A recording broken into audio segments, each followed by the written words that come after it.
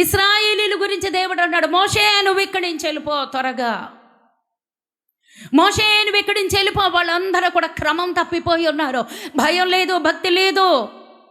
వాళ్ళందరూ క్రమం తప్పి మోషే ఏమైపోయాడో మాకు తెలీదు, కాబట్టి మాకు దూడ కావాలి చేశాడు. ఆ దూడ ముందు వాళ్ళు ఎలా ఉన్నారో తెలుసండి, దేవుడు చెప్పేశాడు ఆల్రెడీ. దేవుడు మోషేకి చెప్పేశాడు, నువ్వు అర్జెంటుగా వెళ్ళు. మోషే ఆ పర్వతం దిగి వస్తూ ఉన్నాడండి. యెహోషువ ఎదుర్కొన్నాడు. యెహోషువ కింద లేడండి. యెహోషువ మోషేకి కొంత దూరంలో ఆ కొండ మధ్య భాగంలో ఉండి కనిపెడుతూ ఉన్నాడు. యెహోషువ 40 రోజులు అక్కడే ఉన్నాడండి. అక్కడే ఉన్నాడు, కనిపెడుతున్నాడు. ఇచ్చినటువంటి వాగ్దానాల కొరకు, ఆజ్ఞల కొరకు మోషే కనిపెడుతుంటే యెహోషువ కూడా కనిపెడుతున్నాడు. మోషే వస్తున్నప్పుడు, పర్వతం దిగి వస్తున్నప్పుడు యెహోషువ ఎదుర్కొన్నాడు. యెహోషువ ఎదుర్కొని, అయ్యా ఏదో ఒక వినిపెడుతున్నది, విజయధ్వని కాబోలు, విజయధ్వని కాబోలు అంటే యెహోషువ అన్నాడు, అది విజయధ్వని కాదు, అపజయధ్వని కూడా కాదు, సంగీత ధ్వని. పర్వతం మీద ఉన్నటువంటి మోషేకి ఆ కొండ కింద ఉన్నటువంటి ప్రజలు ఎలా ఉన్నారో తెలుసండి, అది సంగీత ధ్వని. కిందకొచ్చాడు, కోపంతో రగిలిపోయాడు, పలకలు ఇసిరి కొట్టాడు. ఆ బూడిద తీసుకొచ్చి ఆ నీళ్ళ మీద చల్లి ఆ నీళ్ళని ఇశ్రాయేలుతో త్రాగించాడు. ఈ రోజున ఒక మాట సర్వసూటిగా విడుదలైపోతుందండి. ఆ నీళ్ళ మీద ఆ యొక్క బూడిద చల్లి ఆ నీళ్ళని, ఆ బూడిదతో కలిపిన నీళ్ళని ఇశ్రాయేలుతో తాగించాడు. అహరోను అడుగుతున్నాడు, 32 అధ్యాయము 25వ వచనం, ప్రజలు విచ్చలవిడిగా తిరుగుట మోషే చూచెను. ఈరోజు దేవుడు చూస్తున్నాడండి. మనలో భక్తి వైపు చూస్తున్నాడు, మనలో యథార్థత వైపు చూస్తున్నాడు, మనలో దేవుని మీద ఉన్నటువంటి భక్తి పారవశ్యం వైపు మనం ఎంతగా దేవుని ఆరాధిస్తున్నాము, ఎంత నమ్మకంగా పరుగులెడుతున్నాం దేవుడి కొరకు, దేవుని సహవాసం కొరకు ఎంత భయభక్తులతో ఉన్నామో, ఉన్న తలాంతులు పోగొట్టుకుంటున్నామా, విచ్చలవిడిగా తిరగడానికి ఇష్టపడిపోతున్నామా? ప్రజలు విచ్చలవిడిగా తిరుగుట మోషే చూచెను. ఆ రోజు మోషే చూశాడు. మోషే కన్నా ముందుగా ఎవరు చూశారండి? దేవుడు చూశాడు. దేవుడు ఏం చూశాడు? ఇశ్రాయేలీలో ఏం చూశాడు? దేవుడు ఏం చూస్తున్నాడు? ఈ ప్రజలు ఇశ్రాయేలీలు విచ్చలవిడిగా తిరగటం దేవుడు చూసేశాడండి. ఇశ్రాయేలీలు జనులు తినుటకునో త్రాగుటకునో కూర్చుండి ఆడుటకునో వ్యభిచరించుటకునో లేచినప్పుడు దేవుడు చూశాడు. దేవుడు మాట్లాడుతున్నాడు ఇక్కడ. ప్రజలు విచ్చలవిడిగా తిరుగుట మోషే చూసెను.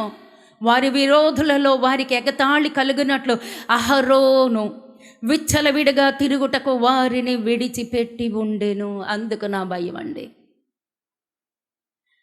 మోషే వచ్చి అహరోను అడుగుతున్నాడు, అహరోను నువ్వెందుకు ప్రజలను విచ్చలవిడిగా పోనిచ్చావు?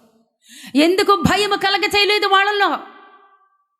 నాయనా, వాళ్ళు మెడవంచని ప్రజలరని, లోబడనొల్లని ప్రజలని నీకు తెలీదా? నన్ను చంపేస్తారని భయపడి నేను వాళ్ళు చేయమన్నట్టు చేశాను. నాయన నన్ను క్షమించు. అహరోను ఎవరో? మోషే కన్నయ్య. కానీ మోషే దగ్గర ఎలా మాట్లాడుతున్నాడు? నాయనా నన్ను క్షమించు. ఎవరు అహరోను? అన్నయ్య. ఎవరిని బతిమలాడుతున్నాడు? తమ్ముడిని బతిమలాడుతున్నాడు. నీకు తమ్ముడు కదా, నేను నీకు అన్నాను కదా, నేను నచ్చినట్టు వచ్చినట్టు ఉంటానంటే అవదండి. అభిషేకం అక్కడ ముఖ్యం. ఎవరిని దేవుడు వాడుకుంటున్నాడో వారికి ప్రతి ఒక్కరూ లొంగి వంగి ఉండవలసిందే. అహరోను అడుగుతున్నప్పుడు అహరోను గడగడ గడగడ గడగడ వణికిపోతున్నాడు అండి. కావాలంటే నేను మీకు చదివి చూపిస్తాను. 7వ వచనం, కాగా యెహోషువ మోషేతో ఇట్లా, నీవు దిగి ఏళ్ళు మా ఐగుప్తు దేశము నుండి నీవు రప్పించినని ప్రజలు చెడిపోయిరే. నేను వారికి నియమించిన త్రోవ నుండి త్వరగా తొలగిపోయి తమ కొరకు పోత పోసిన దూడను చేసుకుని దానికి సాగిలపడి బలి అర్పించి, ఓ ఈ ఇశ్రాయేలు ఐగుప్తు దేశంలో నిండు నిన్ను రప్పించిన నీ దేవుడు ఇదే అని చెప్పుకొనిరే.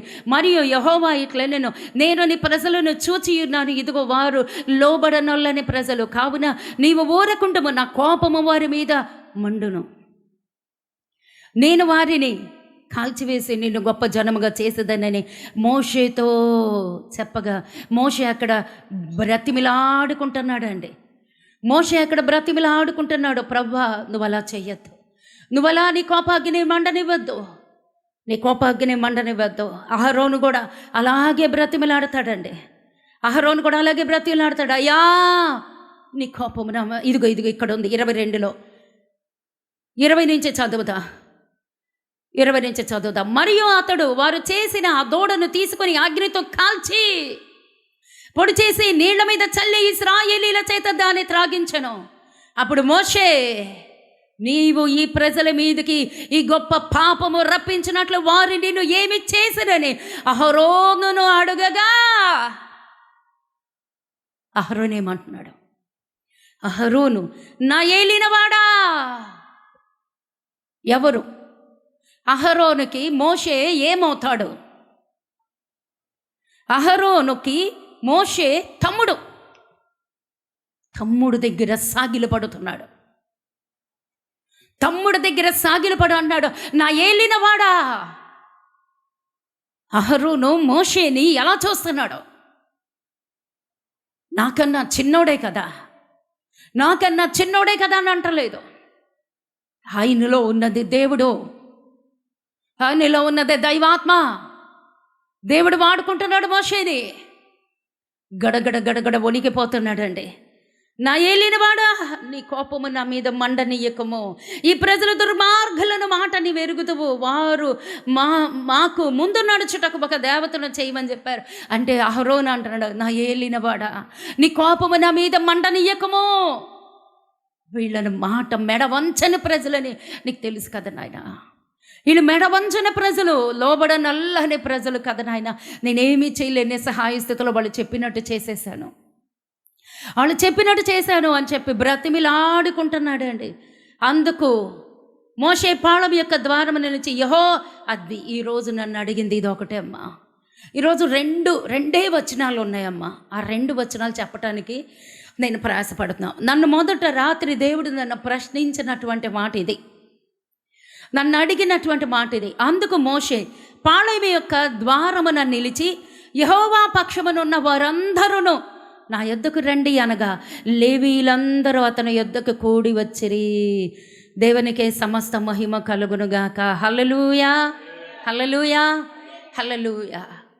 పొరపాటు జరిగిపోయిందండి, తప్పు జరిగిపోయింది. నడిపించే నాయకుడు అక్కడ లేడు. నడిపించే నాయకుడు అహరోను ప్రజలకి లోబడిపోయాడు, కాంప్రమైజ్ అయిపోయాడు. దైవ సేవకుడు వారితో కాంప్రమైజ్ అయిపోయాడు కదా. వారికి భయపడిపోవడం వల్ల ఏమైందండి? దేవుడికి వ్యతిరేకమైనటువంటి అక్కడ జరగడం ప్రారంభించింది. వాటిని నివారించలేకపోతున్నాడు. అక్కడ భక్తి లేదు, భయం లేదు, విచ్చలవిడి తనం వచ్చేసింది. 40 రోజులకి విచ్చలవిడి తనం వచ్చేసింది. మోషే వచ్చాడు, 2 ఆజ్ఞ పలకల్ని విసిరి కొట్టేసి అగ్నితో కాల్చబడిన ఆ యొక్క పొడి చేసి ఆ పొడిని నీళ్లలో కలిపి ఇశ్రాయేలుతో తాగించేశాడు. వాళ్ళ మీదకి శాపం, కోపం రగులుతుంది. అహరోను అడిగాడు. అహరోను గడగడ వణుకుతూ ఆయన పాదాల దగ్గర సాగిలిపడి, నాయనా నన్ను క్షమించు, నా ఏలినవాడా, నీ కోపము నా మీద మండనీయంకము. బ్రతిమిలాడాడు. అహరోను అడుగుతున్నాడు, నువ్వెందుకు ఈ ప్రజలు విచ్చలవిడిగా పోనిచ్చేసావు? విచ్చలవిడి ధనానికి నువ్వెందుకు వాళ్ళని అప్పగించేశావు? ఒక రోజున దేవుడు మనల్ని కూడా అలాగే ప్రశ్న అడుగుతాడని రోజున దేవుడు జ్ఞాపకం చేస్తున్నాడండి. అడిగిన తర్వాత రెండో ప్రశ్న ఏంటో తెలుసా? మోషే నిలబడ్డాడు కొండ మీద. నిలబడి ఒక మాట అంటున్నాడు. అందుకు మోషే పాళెము యొక్క ద్వారమున నిలిచి, యెహోవా పక్షమున ఉన్న వారందరూ నా యొద్దకు రండి అనగా లేవీలందరూ అతని యొద్దకు వచ్చి కూడి వచ్చారు. హల్లెలూయా. అక్కడ ఉన్నటువంటి ఇశ్రాయేలీలందరూ లేవీలు ఒక్కళ్ళే. ఆ 20 లక్షల మందిలో లేవీలు ఒక్కళ్ళే వచ్చి మోషే దగ్గరగా, మోషే పక్షముగా, దేవుడి పక్షముగా వచ్చేసారంటండి. దేవునికే సమస్త మహిమ కలుగునుగాక. లేవీలు అనగా అర్థం ఏంటో తెలుసా? లేవీలు అనగా అర్థం ఏంటి? హత్తుకొనుట. ఎవరిని హత్తుకున్నారండి? మోషేని మాత్రమే కాదండి, దేవుడిని కూడా దేవుడు హత్తుకుంటే సరిపోదండి. దేవుడితో పాటు దైవజనుడికి కూడా విలువ ఇవ్వాలి, దైవజనుడిని కూడా దైవజనుడిగా చూడాలి, దైవజనుడిని కూడా హత్తుకోవాలి. అంతమంది ప్రజల్లో లేవీలు మాత్రమే వచ్చి దేవుడి పక్షంగా నిలబడ్డారు. ఈరోజు నువ్వు ఎవరి పక్షంగా ఉన్నావు? సూటి అయినటువంటి ప్రశ్న. కొంచెం కష్టంగా అనిపించినా, మనకి బాధగా అనిపించినా, మనకి గుండెల్లో గుచ్చుకుంటే ఇంకా మంచిది. నువ్వెవరి పక్షాన ఉంటున్నావు? నువ్వెవరి పక్షాన ఉన్నావు? చక్కగా మనం చెప్పేస్తాం, దేవుడి పక్షానే ఉంటున్నాం. మరి దేవుడి పక్షాన ఉన్నప్పుడు మన క్రియలు మారుతున్నాయా? మన పద్ధతులు మారుతున్నాయా? మన మాటలు మారుతున్నాయా? మనం తీసుకునే తీర్మానాలు మారుతున్నాయా? సంఖ్యాకాండము 16వ అధ్యాయము 27. అయితే ఇక్కడ గనక చూసినట్లయితే లేవీలు దేవుని పక్షంగా వచ్చేశారు. లేవీలు దేవుణ్ణి హత్తుకున్నారు. దేవుడు యాజకత్వం చేయటానికి దేవుడు లేవీల్ని ఏర్పరచుకున్నాడన్న మాట ఈ కోరాహు, దాతాను, అబీరాములకి తెలిసింది. ఈ కోరాహు, దాతాన్లు, అబీరాములు ఎవరు అంటే మోషేకి బాబాయ్ కొడుకులు, పెదనాన్న కొడుకులు ఏమవుతారు? వీళ్ళు కూడా లేవీలే అవుతారు. Yes are no? ఎస్, వీళ్ళు కూడా లేవీలు అవుతారు. వాళ్ళు అంటున్నారు, వాళ్ళు ఏమన్నారు? లేవీలు కదా యాజకత్వం చేయాలి, మరి మేము కూడా లేవీలమే. అక్కడికి వచ్చిందంటే ఆన్సర్, అక్కడికి వచ్చింది. మేము కూడా లేవీలమే, మేము కూడా యాజకత్వం చేస్తాం, మేము ఎందుకు చేయకూడదు? మీరేనా యాజకత్వం చేసేది? మీకేనా ఆ ఘనతలు? మీకేనా ఆ ఏఫోదులు? మీకేనా ఆ ఘనతలు? మీకేనా ఆ ఆధిక్యత అంతా? మేము కూడా లేవీలమే, మేము కూడా లేవి వంశస్థులమే. అక్కడ వచ్చిందండి అసలు చిక్కు. మేము కూడా యాజకత్వం చేస్తాం, అక్కడ వచ్చిందండి అసలు సమస్య అంతా. పోటీ అక్కడ వచ్చింది. పెత్తందారులు అక్కడ మొదలయ్యారు. పెత్తందారులు ఉండకూడదండి సంఘంలో. పెత్తందారి దేవుడిది, అధికారం దేవుడిది, ప్రభావం దేవుడిది. అందుకే మనం పాడినటువంటి పాట, మహిమ నీకే, ఘనత నీకే, ఆరాధన నీకే. అందుకే నా హృదయాంతరంగం నుంచి నేను ప్రేమిస్తున్నాను ప్రభా. నా పూర్ణ మనసుతో, నా పూర్ణ ఆత్మతో, నా పూర్ణ వివేకముతో నేను ఆరాధిస్తాను. రాత్రి పగలు లేనటువంటి ఆ రాజ్యంలో ఒకనొక రోజు నేను వస్తున్నాను నాయన, అందుకుని నేను వేచి ఉంటాను. ఆ 3 పాటలు మనం పాడామండి. దేవునికే సమస్త మహిమ కలుగునుగాక. ఇక్కడ చూస్తే కోరాహు, దాతాను, అబీరాములు ఆధిపత్యము కొరకు ఆధిపత్య పోరాటముతో ఉన్నారండి. ఆధిపత్య పోరాటముతో మోషేతో పోరాడుతున్నారు. నువ్వు ఒక్కడివేనా లేవీడివే? మేము లేవీడిమే అని వారితో వాదన ప్రతివాదనలకు దిగినప్పుడు మోషే వారి ఎదుట సాగిలపడతాడు. మీరైనా ఆధిక్యత పొందుకునేవాడు, నువ్వు దేవుడు అంత తోడువా?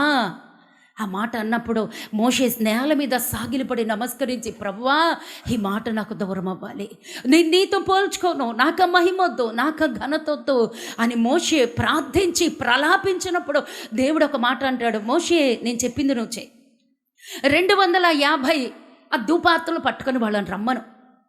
250 ధూపార్తలు, 250 మందిని కదా వీళ్ళు ఒక గ్రూప్ క్రియేట్ చేసుకున్నారు. ఎవరు? కోరాహు, దాతాను, అబీరాములు 250 మందిని గ్రూప్ క్రియేట్ చేసుకుని మోషే మీద తిరుగుబాటు చేస్తున్నారు. సెకండ్ పాయింట్ గుర్తుపెట్టుకోండి, తిరుగుబాటు. ఎవరమ్మా తిరుగుబాటుదారులు? ఎంతమంది ఉన్నారు? 250 మంది ఉన్నారు. ఇందాక మనం చదివిన వాక్యం ఏముంది? దేవుని పక్షముగా ఉన్న లేవీలు. ఇక్కడ తిరుగుబాటుదారులు ఎంతమంది ఉన్నారు? 250 మంది ఉన్నారు. వారితో దేవుడు చెప్పాడు, వాళ్ళని తీసుకురా, నేను వాళ్ళకి జడ్జిమెంట్ తీస్తాను. వచ్చేసారు కోరహు, కుటుంబ సభ్యులు మొత్తం 250 మంది. అక్కడ జడ్జిమెంట్ వచ్చింది. మనకు అది తెలుసు, మనం చాలాసార్లు వాక్యం ధ్యానించాం. ఆకాశం నుంచి అగ్ని దిగి వచ్చింది, వాళ్ళందరినీ పాళ్ళెం దగ్గర నిలబెట్టాడు. మోషే పక్కనున్నాడు, వీళ్ళందరూ పక్కనున్నారు, నిలబడ్డారు. వారిని నిలబెట్టిన తర్వాత దేవుడు తీర్పు వచ్చింది. వాళ్ళు మాట్లాడుతూ ఉండగానే కోరాహు, దాతాను, అబీరాములు, వారి కుటుంబ సభ్యులు, వారి భార్యలు, వారి బిడ్డలు, వారి కుటుంబం అంతా కూడా అక్కడ నిలబడినప్పుడు, నేరస్తుల స్థానంలో నిలబడినప్పుడు మొదట ఏం జరిగిందంటే భూమి 2గా చీలిపోయింది. భూమి నెరలు విడిచింది కదా. భూమి నెరలు విడిచినప్పుడు ఆ యొక్క పాతాళము వారిని మృంగివేసెను అని సెలవేస్తాను. అప్పుడు ఎంతమంది మరణించారు? అక్కడ ఎంతమంది ఉన్నారు? కోరాహు, దాతాను, అబీరాము, వారి భార్యలు, వారి బిడ్డలు, వారి కుటుంబ సభ్యులు, వారికి ఉన్నటువంటి సమస్త సంపాద్యము. అది మాత్రమే. మొదటేమైంది? ప్రళయం వచ్చింది. మొట్టమొదట వాళ్ళందరూ పాతాళంలోకి ప్రాణాలతోనే దిగబడిపోయారు. అదొక నష్టం. ఓకే, రెండవ నష్టం ఏంటో తెలుసండి? ఆకాశం నుంచి అగ్ని దిగివచ్చి వారిని తరమటం ప్రారంభించి యెహోవా యొద్ద నుండి అగ్ని బయలుదేరి ధూపార్పణ తెచ్చిన 250 మందిని కాల్చివేశాను. ఇప్పుడు నాకు లెక్క కావాలి, ఎంతమందిని కాల్చివేశాను? ఎంతమందిని కాల్చివేసింది? 250 మంది ధూపార్తలు తెచ్చిన వారిని కాల్చివేసింది. వీళ్ళు కాకుండా అంతకుముందు ఎంతమంది ఉన్నారు? 3 కుటుంబాల సభ్యులు. ఓకే, అదొక పక్కన చూద్దాం. అంత నష్టం జరిగింది. 250 మంది దేవుడి అగ్నితో కాల్చబడ్డారు. వీళ్ళు మాత్రమే కాకుండా ఆ 3 కుటుంబాలు, వారి భార్యలు, వారి బిడ్డలు, వారి సంపాద్యం, సకల సంపాద్యము అంతయు కూడా భూమి నెరలు విడిచి వాళ్ళందరూ కూడా పాతాళంలోకి ప్రాణాలతోనే దిగబడిపోయారు. ఓకే, ఇప్పుడు సెకండ్ పాయింట్లోకి మనం వస్తున్నాం. చూద్దాం, సెకండ్ పాయింట్లోకి వచ్చేద్దాం. 41వ వచనం. కోపము యెహోవా సన్నిధి నుండి బయలుదేరింది. ఎందుకుని బయలుదేరింది అంటే, మోషేని, అహరోన్ని వీళ్ళందరి తిడుతున్నారు, సణుగుతున్నారు, గొణుగుతున్నారు. నీ వల్లే 250 మంది చనిపోయారు. కోరాహు, దాతాను, అభిరాములు కూడా వారి వారి కుటుంబ సభ్యులందరూ ప్రాణాలతోనే ఆ యొక్క పాతాళంలోకి దిగబడిపోయారు అని ఆ చెప్పుతో సణుగుతూ ఉన్నప్పుడు దేవుడు మరలా వచ్చేసి, మోషే నువ్వు ఇక్కడి నుంచి పక్క తప్పుకో, అహరోను నువ్వు పక్క తప్పుకో, నేను మరలా నా కోపమును ఇప్పుడు జరిగిన వాక్యాల్లో 3-4 అంశాలు అంటే, ఫస్ట్ వన్ ఆయన పక్షముగా ఉన్నవారు, సెకండ్ వన్ తిరుగుబాటుదారులు, థర్డ్ వన్ తెగులు. మొదటి ఆయన పక్షం ఉండాలి. రెండవది ఏంటో తెలుసా అండి? తిరుగుబాటుదారులు. థర్డ్ వన్ తెగులు. రాసుకోండి, అవి మాత్రం తెగులు. ఆ తెగులు వస్తుంది చూడండి. అప్పుడు మోషే, నీవు ధూపార్తిని తీసుకొని బలిపీఠపు నిప్పులతో నింపి ధూపము వేసి వేగముగా సమాజమున వద్దకు వెళ్ళి వారి నిమిత్తము ప్రాయశ్చిత్తము చేయుము. కోపము యెహోవా సన్నిధి నుండి బయలుదేరు తెగులు మొదలు పెట్టాను. ఇప్పుడు అర్థమవుతుందండి మనకు వాక్యం. నేను ఎందుకు ఇంత గొంతు చించుకుంటున్నాను, ఎందుకు ఇంతగా ప్రాధేయపడుతున్నాను అంటే, దేవుని కోపాగ్ని ఆకాశం నుండి బయలుదేరిందండి. ఈ సంఖ్యాకాండం 16వ అధ్యాయం మొత్తము కోపాగ్ని దిగి వచ్చినప్పుడు మోషే అహరోనుతో ఏం చెప్తున్నాడో తెలుసా? అహరోను, నువ్వు పరిగెత్తు, అహరోను నువ్వు త్వరపడు, నువ్వు ధూపార్తిని తీసుకురా, అక్కడ యెహోవా యొక్క అగ్నిలో నుండి యెహోవా సన్నిధి నుండి బయలుదేరు. బలిపీఠము నుండి నిప్పులు ఎక్కడి నుంచి తేవాలండి నిప్పులు ఎక్కడి నుంచి తేవాలరా? ధూపార్తి సిద్ధం చేసుకో. ఆ ధూపార్తిలో ధూపం వేయాలి. ఆ ధూపంలో నిప్పులు ఎక్కడి నుంచి తేవాలి? బలిపీఠం మీద ఉన్నటువంటి నిప్పులు. ఆ బలిపీఠం మీద అన్ని అగ్ని వేయకూడదు అంటే, అగ్గి పొలాలు వెలిగించి ఇక నేను చెప్పకూడదు ఆయన పెట్రోల్ కానీ అవి కాదు.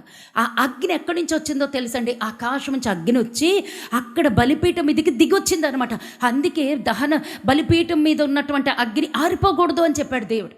అది ఆరిపోకుండా ఎప్పటికప్పుడు నిప్పులు వేస్తూనే, ఎప్పటికప్పుడు అక్కడ వెలిగిస్తూనే, నూనె పోస్తూనే, ఒత్తి వేస్తూనే ఉండాలి అక్కడ. అది ఆరిపోకూడదు. అది దేవుని అగ్ని. ఈరోజు నిన్ను నన్ను పరిశుద్ధాత్మతో నింపాడు, అగ్నితో రగిలించాడు. అది ఆరిపోకూడదు. ఓకేనా? అంతవరకు అర్థమైంది. సరే, అయితే ఇక్కడ జరుగుతున్నది ఏంటో తెలిసిన, కోపము యెహోవా సన్నిధి నుండి బయలుదేరాను. నువ్వు ఈ రోజున 10ంటికి ఎందుకు రావాలి? అక్కడ ఆగేనండి నేను. దేవుడు ఏమంటున్నాడు తెలుసా? కోపము యెహోవా సన్నిధి నుండి బయలుదేరును. ఎందుకు ధూపార్తి తీసుకొని అహరోను నువ్వు పరిగెత్తు. ఎందుకు పరిగెత్తమంటున్నాడు మోషే? అహరోన్ని తెగులు వస్తుంది, దేవుడు కోపాగ్ని వస్తుంది, కోపము ఆకాశం నుంచి దిగి వచ్చింది, యెహోవా సన్నిధి నుంచి దిగి వచ్చింది. ఆ కోపం చల్లార్చాలంటే ఏం చేయాలి? ధూపం వేయాలి. నువ్వు వేసేటువంటి పాటలు ఏంటో తెలుసా? నువ్వు చేసే ఆరాధన ఏంటో తెలుసా? నువ్వు దేవుడి దగ్గర కాచే కన్నీరేంటో తెలుసా? నీ స్వరము దేవుడి దగ్గర వినబడుతుంది ఏంటో తెలుసా? దేవుడు సన్నిధిలో వేయబడుతున్నటువంటి ధూపార్తి. ఆ పాటలు పాడేటప్పుడు నా స్వరం బాగుందా? నా యొక్క స్వరం వినబడుతుందా లేదా? లేదా నాకు పాటలు వచ్చినాయా? లేదా ఇంకెవరైనా జనాలు వచ్చారో లేదా చూడద్దు. దేవుడు నీకు ఇచ్చిన బాధ్యత ఏంటో తెలుసా? దేవుణ్ణి ఆహ్వానించగలిసిన బాధ్యత మన మీద ఉన్నది. అందుకే మందసం మోయిట్టున్నప్పుడు ఆ మందసానికన్నా ముందుగా లేవీల్ని సిద్ధపరిచేశాడు దావీదు. గిలక, తప్పెట, తాళాలు కొట్టేటువంటి వాళ్ళని, పాటలు పాడేవాళ్ళని, లేవీల్ని, బోర ఊదే వాళ్ళని. మందసం ముందే ఉంటారండి వాళ్ళు, మందసం తర్వాత వస్తుంది. మందసం వెనక నుంచి వస్తుండగా మార్గం సరళం. అందుకే మనం పాటలు పాడతాం, అందుకే మనం ఆరాధన చేస్తాం. పాటలు పాడేటప్పుడు ఎవరు ఉండరు, ఆరాధన చేసేటప్పుడు ఎవరు ఉండరు. వాళ్ళు ఏమనాలి చెప్పండి? ఇక్కడున్న కొన్ని ఆన్సర్స్లో ఏ జాతికి, ఏ కోమకి మనం చెందుతాం చెప్పండి? ఇక్కడ ఏముంది? మొహం ఎలా ఉందో చూడండి, చెప్తాను మీకు. బలిపీఠపు నిప్పులతో నింపి ధూపము వేసి వేగముగా సమాజము వద్దకు వెళ్ళి వారి నిమిత్తము ప్రాయశ్చిత్తము చేయము. ఎవరి నిమిత్తము? దేవుని కోపము యెహోవా సన్నిధి నుండి బయలుదేరి వస్తే వారి నిమిత్తం ప్రాయశ్చిత్తము చేయి. కోపము యెహోవా సన్నిధి నుండి బయలుదేరును, తెగులు మొదలుపెట్టినని అహరోనుతో చెప్పగా మోషే చెప్పినట్లు అహరోను వాటిని తీసుకుని సమాజము మధ్యకు పరిగెత్తి పోయినప్పుడు తెగులు ఆ జనులలో మొదలుపెట్టి ఉండెను. కాగా అతడు ధూపము వేసి ఆ జనుల నిమిత్తము ప్రాయశ్చిత్తము చేసెను. అతడు చచ్చిన వారికి బతికిన వారికి మధ్య నిలబడగా తెగులు ఆగెను. హల్లెలూయా. పాటలు ఎందుకు పాడతాం? ఆరాధనలకు అర్థమేంటి? పాటలకు అర్థమేంటి? పాటలు పాడి దేవుడిని ప్రసన్నత చేసుకోవటానికి, దేవుడిని ఘనపరచటానికి, దేవుడి మహిమపరచటానికి ఆరాధన చేసినప్పుడు ఏం జరుగుద్దో తెలుసంటే ఆయన కోపాగ్నిని చల్లారుస్తున్నాం. ఆయన కోపాగ్ని చల్లార్చబడుతుంది. ఒకవేళ మనలో ఏదైనటువంటి అతిక్రమములు కనుకున్నాయో, అవిధేయతలు ఉన్నాయో, ఆ చేసేటువంటి ఆరాధన ద్వారా ఆ కోపాగ్ని చల్లార్చటం. యోధులు అది తెలుసుకోవాలి. అందుకంటే పాటలు పాడేటప్పుడు అందరూ ఉండాలి. అందరూ అనుకుంటారు కదా వాక్యానికి వెళ్తే చాలు, ఎందుకంటే చివరికి నాతోనే చెప్తారండి వాక్యానికి వెళ్తే వాక్యానికి వచ్చేస్తానులేమ్మా. ఈ రోజున మేము చికెన్ వండుకోవాలి కదా, తినపోతే ఏం అవ్వం. జనులు తినుటకును త్రాగుటకును అలవాటు పడిపోయి చివరికి ఆడుటకును లేచిరి, దేవుడు ఉగ్రత పాలైపోయారు. తినపోతే ఏమవుతుందండి? పోనీ అంతగా ఇళ్లలో రక్షణ పొందిన వారు ఉంటే వండాలి, ముందు రోజు సిద్ధపరచుకోండి, తెల్లవారే సిద్ధపరచుకోండి, దేవుని సమయం దేవునికి ఇచ్చేయాలి. సాకులు చెప్తే ఒక రోజున ఏమవుతామో మనకే తెలియదు. ఇవన్నీ కూడా దేవుడిచ్చినవే. ఇవాళ నీవు ధూపార్తిని తీసుకొని బలిపీఠం నిప్పులతో నింపి ధూపము వేసి వేగముగా సమాజమునొద్దకు వెళ్ళి వారి నిమిత్తము ప్రాయశ్చిత్తము చేయము. కోపము యెహోవా సన్నిధి నుండి బయలుదేరును. తెగులు మొదలుపెట్టినని అహరోనుతో చెప్పగా మోషే చెప్పినట్లు అహరోను వాటిని తీసుకుని సమాజము మధ్యకు పరిగెత్తి దేవుని సన్నిధికి నువ్వు ఎలా రావాలి? తాపీగా ఇంట్లో పనులన్నీ చేసేసుకుని నిమ్మళంగా. అహరోను ఎలా వస్తున్నాడు, మనం ఎలా వస్తున్నాం? సమాజ మధ్యముగా పరిగెత్తిపోయినప్పుడు తెగులు ఆ జనులలో మొదలు పెట్టి ఉండెను. కాగా అతడు ధూపము వేసి ఆ జనుల నిమిత్తము ప్రాయశ్చిత్తము చేశాను. అతడు చచ్చిన వారికి బ్రతికిన వారికి మధ్యను నిలబడగా. ఇదండి దేవుడు నన్ను అడిగింది. చచ్చిన వారికి బ్రతికిన వారికి మధ్యను నిలబడగా. ఎప్పుడైతే ధూపం చూశాడో తెగులు మొదలైపోయింది, ఉగ్రత మొదలైపోయింది. దేవుని సన్నిధి నుంచి దైవాగ్ని వచ్చేసింది. దేవుని సన్నిధి నుంచి తెగులు మొదలైపోయింది, శాపం మొదలైపోయింది, ఉగ్రత మొదలైపోయింది. అహరోను పరిగెడుతున్నాడు, ధూపం సిద్ధపరుస్తున్నాడు, దీపం పట్టుకున్నాడు, బలిపీఠ కొమ్ములతో బలిపీఠం దగ్గర ఉన్నటువంటి నిప్పులతో ధూపార్తిని నింపాడు. అక్కడ నింపి బలిపీఠం దగ్గర నుండి పరిగెత్తి ఎక్కడైతే తెగులు ఉందో ఆ తెగులు దగ్గరికి మధ్యగా నిలబడిపోయాడండి. అంటే మధ్యగా అంటే చచ్చిన వాళ్ళందరూ ఇటు ఉన్నారు. తెగులు అక్కడి నుంచి దేవుడి మందిరం నుంచి ఇలాగ వస్తుంది. ఆ చచ్చిన వాళ్ళు ఎంతవరకు ఉన్నారో వాళ్ళకి, బతికున్న వాళ్ళకి మధ్యన నిలబడిపోయాడండి. చేతిలో ధూపం ఉంది, చేతిలో ధూపార్తి ఉంది. ఎప్పుడైతే చేతిలో ధూపార్తి చూశాడో దేవుడు, తెగులు ఆగిపోయిందండి. తెగులు ఆగిపోయింది, ఉగ్రత చల్లారిపోయింది. నువ్వు వేసే ధూపం ఏంటో తెలుసా? నువ్వు పాడే పాటలకు అర్థం ఏంటో తెలుసా? నువ్వు చేసే ఆరాధనకు అర్థం ఏంటో తెలుసా? నువ్వు ఆరాధిస్తున్నప్పుడు, దేవుడి ప్రసన్నత చేస్తున్నప్పుడు, దేవుడి ఘనపరుస్తున్నప్పుడు, దేవుడి మహిమపరుస్తున్నప్పుడు నీ ఇంటి మీదకి వస్తున్న తెగులాగిపోతుంది. సంఘం మీదకే కదా నాకెందుకు అనుకుంటున్నావు? కాదు. నువ్వు ఇక్కడికి వచ్చి పాటలు పాడుతున్నప్పుడు, నువ్వు ఇక్కడికి వచ్చి ఆరాధన చేసినప్పుడు, దేవుని సన్నిధిలో నాట్యం ఆడుతున్నప్పుడు, దేవుడి సన్నిధిలో భయభక్తులతో ఉన్నప్పుడు నీ ఇంటి మీద ఉన్నటువంటి ఉగ్రత ఆగిపోతుంది. దేవునికి స్తోత్ర. అదేనండి రాత్రి దేవుడు నాతో మాట్లాడింది. నీ ఇంటి మీద ఉన్నటువంటి ఆ శాపం కొట్టివేయబడాలంటే, నీ ఇంటి మీద ఉన్న తెగులు ఆగిపోవాలి అంటే నీ ధూపం ఎక్కడుంది? నీ దీపార్తి ఎక్కడుంది? నీ ధూపార్తి ఎక్కడుంది? ధూపార్తి పట్టుకుని పరుగున ఏది నీ ధూపార్తి? నిప్పులున్నాయా? మండుతుందా? నీ ఆత్మీయ జీవితం మండుతుందా? నువ్వు దేవుడి సన్నిధికి ఎలా వస్తున్నావు? ఈరోజు అన్ని లెక్కలు అడుగుతున్నాడు దేవుడు. ఆ ధూపార్తిను పట్టుకుని ఆ యొక్క అహరోను అవి సరి చేసుకుని వచ్చేసి చచ్చిన వారికనే బ్రతికిన వారికనే మధ్య నిలబడిపోయాడండి. నన్ను రాత్రి దేవుడు అడిగింది ఇదే. నన్ను రాత్రి దేవుడు అడిగింది, చచ్చిన వారికి బతికిన వారికి మధ్యను నిలబడిపో ధూపార్తి పట్టుకొని. అది నీ ప్రార్థన, అది నీ ఆరాధన, అది దేవుడి పాటలు పాడుతూ ప్రసన్నత చేసుకునేటువంటిది. ఏ రకంగా దేవుడిని ఎదుర్కొంటున్నావు? నీ ధూపం, నీ దీపార్తి ఎక్కడున్నది? ఆరిపోయిందా? నీ ధూపార్తి ఎలా ఉంది? మధ్యన నిలబడగా తెగులు ఆగెను. ఇక్కడ ఇంకో లెక్కుంటే చెప్పండి. తెగులు ఆగెను. తిరుగుబాటున చనిపోయిన వారు గాక. తిరుగుబాటున ఎంతమంది చనిపోయారు? అమ్మయ్య, దేవుడికి స్తోత్రం. అందరూ చెప్పాలి, ఒకళ్ళు కాదు. తిరుగుబాటులో ఎంతమంది చనిపోయారు? తర్వాత అంతకుముందు ఎంతమంది చనిపోయారు? 3 కుటుంబాలు. అమ్మయ్య, అర్థమవుతుంది వాక్యం. దేవుడికి స్తోత్రం. ఇప్పుడు చూద్దాం. తిరుగుబాటున చనిపోయిన వారు గాక 14,700 మంది ఆ తెగుల చేత చచ్చిరి. వీళ్ళందరూ ఎంతమంది అండి? 14,700 మంది. ఎంతమంది అమ్మా? మళ్ళీ చెప్పాలి, స్వరం పెంచాలి, దేవుడికి వినిపిస్తుంది. 14,700 మంది అహరోను ధూపార్తిని సిద్ధపరుచుకునే లోపే చనిపోయారు. అహరోను పరుగు పరుగున వెళుతూ తన ధూపార్తిని పట్టుకొని బలిపీఠం మీద ఉన్నటువంటి ఆ నిప్పులను తీసుకుని సరి చేసుకునే లోపలే, సరిదిద్దుకునే లోపలే, ఈ యాజకుడు వచ్చే లోపలే 14,700 మంది చనిపోయారు. నీ సిద్ధపాటు ఎక్కడ? నీ సిద్ధపాటు ఆలస్యమైతే, నీ సిద్ధపాటు ఆలస్యమైతే పర్యవసానం ఎలా ఉందో ఇక్కడ దేవుడు చెప్తున్నాడు. నువ్వు లేవాల్సిందే, నువ్వు ప్రార్థన చేయాల్సిందే, దేవుడి సన్నిధికి పరిగెత్తాల్సిందే. సాకులు చెప్పటానికి వీల్లేదు. నీ ఇంట్లో ఉన్న అప్పుల బాధ పోవాలి అంటే, మన కుటుంబాల్లో ఉన్నవారు బలహీనతలతో బంధకాల్లో ఉన్నవారు అవి తెగి ఊడి పడిపోవాలి అంటే నీ ధూపం, నీ దీపార్తి ఈ రోజున సరిదిద్దబడాలి. దేవుడి సన్నిధికి ఎలా రావాలి?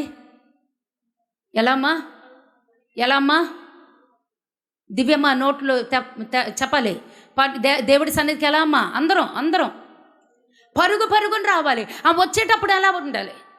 ఆ ధూపార్తిని వదిలేసి వచ్చేస్తామేమో. మంట మనలో రగులుతో నేను దేవుడి సన్నిధికి వెళ్ళాలి, నేను పాటలు పాడాలి, నేను ఆరాధన చేయాలి. ఈ రోజున నా కుటుంబ పక్షాన అహరోనులాగా నేను ఉంటాను, అహరోనులాగా యాజకుడిగా నేను ఉంటాను, అహరోనులాగా నా కుటుంబానికి నేనే యాజకుడిని. అది దేవుడు నీతో చెప్పేది. ఇది కేవలం యాజకులకి మాత్రమే కదా అనేసి పెడచువని పెట్టద్ద వాక్యం. నీ ఇంటికి నువ్వే యాజకురాలివే, యాజకుడివే. దేవుడు నిన్నే లెక్క అడుగుతాడు. నువ్వు లెక్క తప్పితే, నువ్వు నిద్రపోతే, ధూపార్తి చల్లారిపోతే సమాధానం నువ్వే చెప్పుకోవాలి. తెగులు బయలుదేరింది, తెగులు బయలుదేరుతుంది. టైం అవుతుంది కదండి, టైం అవుతుంది కదా. రాకడ సమయం దగ్గరైపోతుంది.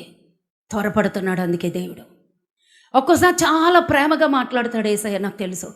ఒక్కోసారి చాలా కఠినంగా మాట్లాడతారు, ఒక్కసారి హెచ్చరిస్తూ మాట్లాడతారు, ఒక్కసారి బుద్ధి చెప్తూ మాట్లాడతారు.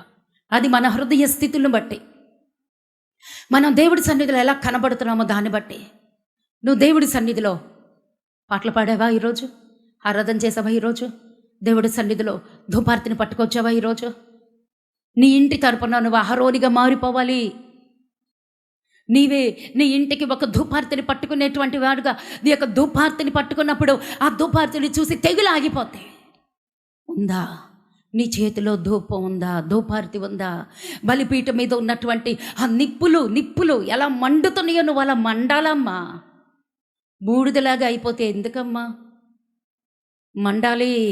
మండుతున్న జీవితం కావాలి. దేవుడు ఈ రోజున నిన్ను హెచ్చరిస్తున్నాడో, గద్దిస్తున్నాడో, సరి చేస్తున్నాడో, బుద్ధి చెప్తున్నాడో నాకైతే తెలీదు. ఎవ్వరు అలా ఉంటాదే, దేవుడు మాత్రం లెక్క అడుగుతున్నాడు. తిరుగుబాటున చనిపోయిన వారు కాక 14,700 మంది ఆ తెగులు చేత చచ్చిరి. ఆ తెగులు ఆగినప్పుడు అహరోను ప్రత్యక్షపు గుడారము యొక్క ద్వారము దగ్గరనున్న మోషే యొద్దకు తిరిగి వచ్చెను. హల్లెలూయా. అహరోను ఒక్కడు నిలబడ్డాడండి. సమాజ మందిరము దగ్గర మోషే దేవుడు ప్రత్యక్ష గుడారం దగ్గర దేవుడు పాదాలు పట్టుకొని మొర పెడుతున్నాడు, విజ్ఞాపన చేస్తున్నాడు. మోషే పని మోషే చేస్తున్నాడు, అహరోను పని అహరోను చేస్తున్నాడు. అహరోను పరిగెడుతున్నాడు. ఆల్రెడీ తెగులు స్టార్ట్ అయిపోయింది. ఆ తెగుల్లో అహరోను రావటంలో ఆలస్యమైనందుకు అహరోను ధూపార్తిని సరిచేసుకుని బలిపీఠం మీద ఉన్నటువంటి ఆ నిప్పులు తీసుకొని వచ్చే లోపల ఆ కొద్ది సమయంలోనే ఎంతమంది చనిపోయారండి? 14,700 మంది చనిపోయారు. నీ ఆలస్యం వల్ల ఏం పొందుకుంటావు? ఈరోజు దేవుడు లెక్క అడుగుతున్నాడు. నీ ఆలస్యం వల్ల నువ్వు నష్టపోయేవన్నీ నీ వల్లే. నువ్వు నష్టపోతున్నవన్నీ నీ వల్లే. ఆలస్యం చేయొద్దు, ఆలస్యం చేయొద్దు. అంటే ఇవాళ సునీత లేటుగా వచ్చిందని కాదండి. తన ఇంటి నిండా 20 మంది చుట్టాలు ఉన్నారు. నేను అనేది అది కాదు. ఆత్మీయంగా నువ్వు ఎలా ఉన్నావు? మండుతూ ఉండాలి, రగులుతూ ఉండాలి, ధూపార్తి ఉండాలి. టోటల్గా చెప్పేసేది ఏంటో తెలుసండి, నీ కుటుంబ దీవెన నీ మీదే ఆధారపడి ఉంది. నీ కుటుంబం ఆశీర్వాదం నీ మీదే ఆధారపడి ఉంది. నీ కుటుంబానికి నీకును, నీ కుటుంబానికి దేవుడికి మధ్యన మధ్యవర్తువు నువ్వే. నీ కుటుంబానికి దేవుడికి మధ్యన మధ్యవర్తువు నువ్వే.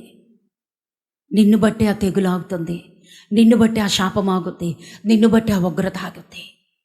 నీవే ఆ బలిపీఠపు కొమ్ములు, ఆ బలిపీఠం మీద ఉన్న నొప్పులు తీసుకురావాల్సిన బాధ్యత నీదే. దేవుడు ఈ రోజున హెచ్చరిస్తున్నాడండి. దేవుడు ఈ రోజున హెచ్చరిస్తున్నాడు. దేవుడికి అప్పగించుకుందాం, సరిదిద్దుకుందాం. ప్రభువా, సాకులు చెప్పొద్దు, నన్ను నేను సరిదిద్దుకుంటాను. ఫస్ట్ వన్, దేవుడి పక్షాన్ని ఎంతమంది ఉంటారు అంటే ఒక లేవి వంశస్థులు మాత్రమే వచ్చారు. ఈ రోజున మనం ఎవరి పక్షాన ఉంటాం? దేవుడి పక్షానే ఉంటాం. దేవుడి మాటే వింటాను చెప్తాం. సెకండ్ వన్ ఎవరండి? ఆ కుటుంబాలు 3 వారు, ఆ తర్వాత 250 మంది, ఆ తర్వాత అంటే వాళ్ళందరూ దేని ద్వారా నశించిపోయారు? తిరుగుబాటు ధోరణి ఒకవేళ మనలో ఉందేమో, సరిదిద్దుకుందాం. సాకులు చెప్పటం ఒక వంతు అయితే, అమ్మా ఇంకొక లోతైన మర్మం చెప్పలేదు. తిరుగుబాటు చేయటం వల్ల చనిపోయిన వాళ్ళు ఎంతమంది అంటే 250 మంది ప్లస్ వాళ్ళ 3 కుటుంబాలు కదా. సాకులు చెప్పటం, సనగటం, గొనగటం చూపించాను కదా. సనగటం, గొనగటం వల్ల చనిపోయిన వారు ఎంతమంది అమ్మా? 14,700 మంది. సణుగులున్నాయా, గొణుగులున్నాయా, తిరుగుబాట్లున్నాయా? దేవుడి పాదాల దగ్గర అమాంతం కాళ్ళ మీద పడిపోయి, తండ్రి నన్ను క్షమించు, నన్ను మన్నించు. దేవుడిని అడుగుదామండి. తిరుగుబాటు స్వభావం ఉందా? సడిగే స్వభావం ఉందా? గొనిగే స్వభావం ఉందా? అటువంటిది నాలో తీసే, నన్ను సరిదిద్దుకునే జీవితమే. చివరిగా దేవుడు నన్ను అడిగింది ఏంటో తెలుసా? నీ కుటుంబానికి దేవుడికి మధ్యగా నువ్వు నిలబడిపోవాలి. నిన్ను బట్టే తెగులు ఆగిపోద్ది, నిన్ను బట్టే శాపం ఆగిపోద్ది, నిన్ను బట్టే ఉగ్రత ఆగిపోద్ది. ఈరోజు నీ తీర్మానం ఏంటి? అదంటే దేవుడు నన్ను అడిగింది.